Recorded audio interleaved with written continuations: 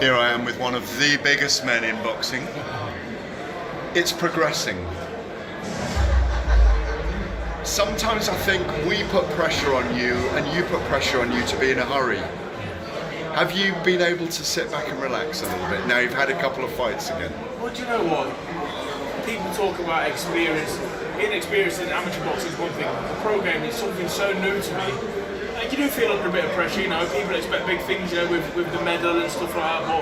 But I think after this year, you know, the ups and downs, injuries, bad opponents, I feel like my career started 2 weeks ago when I boxed Sokolowski. That was like the start of the journey.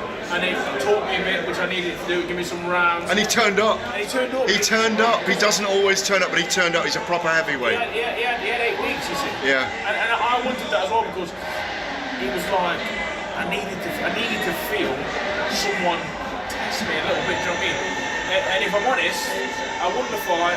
The performance was okay, but that was the wake-up call I needed. Yeah. If we're going to go to the next level, then we have to do better. So I was happy with everything, and you know, there's some good things to take away, some things we need to work on. But in this game, you can become so complacent by up to bad opponents. It's like, oh, is this all we do? We come over and knock these guys over. Well, they don't all go over. And when they don't, you need to know what to do.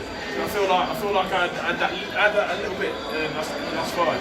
The other side of it is, when you get there, people are criticising Tyson Fury for fighting Derek Chisora next week. Is that a fight that shouldn't happen in your view?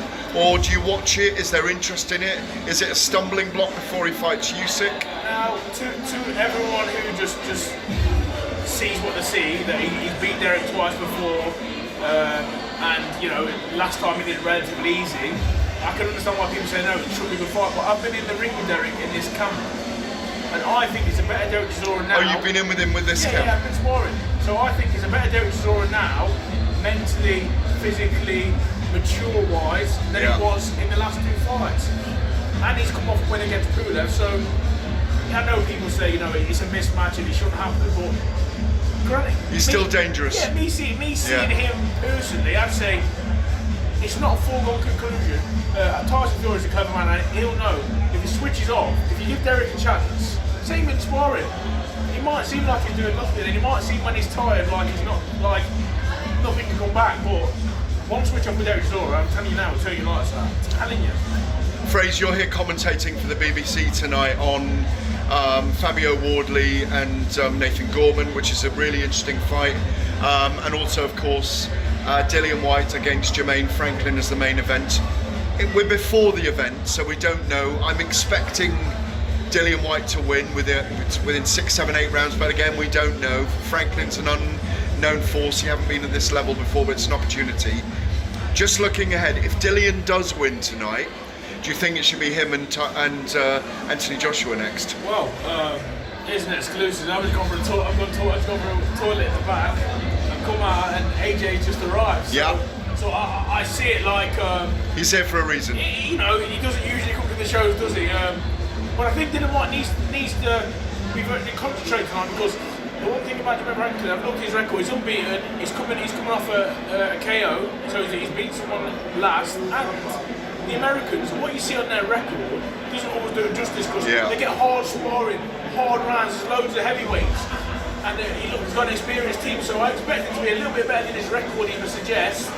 I'm not sure he's got massive punch power, but he's definitely got punch out, because I watched him earlier, so you know, if Dillian can't tag him and gets frustrated, it could be one of them heavyweight contests that, you know, goes on to the later rounds and we're waiting for a big shot to land. It might not come, but it's an interesting one. We're looking ahead there, but would you like to see Joshua and Whyte? I'd like to see Joshua Whyte again. I think just for Britain, I was in the first one. It was a fantastic event. It was. 2 different fighters now, granted. Who's improved the most and who's in the balance now?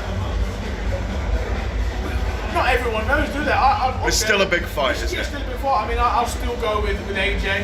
You know, I think AJ, he's been showing improvements in his last fight against Usyk. Showed massive improvements, and I think them improvements have carried on since then. So I still go with him as the favourite, but I need to see what Dillian Whyte turned up tonight, trained under Woody McGirt. That's a big factor. I want to see if he's been able to change to to Dylan Whyte that we know. We know he's big, we know he's strong, he's rough and tough, and he can whack. I want to see him. Would it be good if he was able to have some boxing skills to all that? You know what I mean?